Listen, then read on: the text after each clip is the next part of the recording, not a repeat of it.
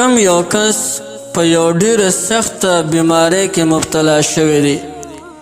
داسې بیماري ده چې هغه د ډاکټرانو په سمج کې نه راځي، نه د بل چا په سمج کې راځي، یعنی د انسان په لا علاج مرض باندې اخته شوی دی. اوس یو کس غواړي چې دله موږ علاج وکړو، نو د هغې دپاره آسان علاج دی.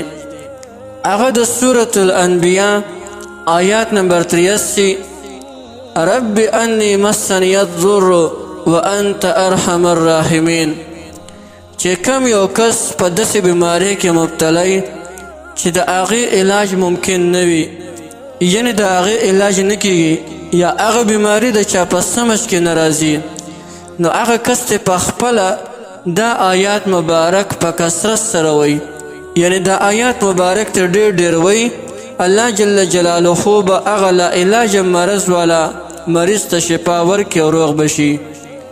نو ډېر مبارک آیات دی. سورة الانبیاء آیات نمبر 83.